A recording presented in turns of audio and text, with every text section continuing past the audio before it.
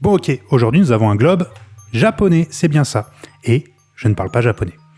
Et je ne lis pas japonais. Est-ce que vous pensez que ça va m'empêcher de le dater le plus précisément possible?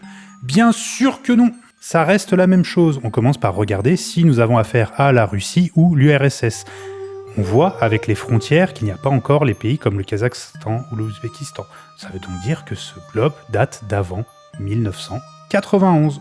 Comme je me concentre sur les frontières, je vais directement dans l'Inde où on voit ici que l'état de Sikkim est déjà rattaché au pays.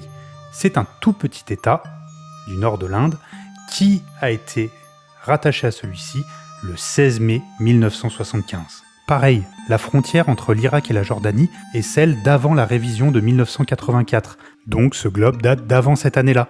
On remarque aussi que certains pays en Afrique n'ont pas de capitale. Ça veut donc dire qu'ils sont encore considérés comme des colonies et qu'ils dépendent donc du pays qui les a colonisés. Par exemple, le Zimbabwe, dont l'indépendance date du 18 avril 1980. Par contre, même si je ne peux pas le lire, on voit que la République de Djibouti existe, il y a une capitale. Ça veut donc dire que ce globe date d'après l'indépendance de ce pays de la France, le 27 juin 1977.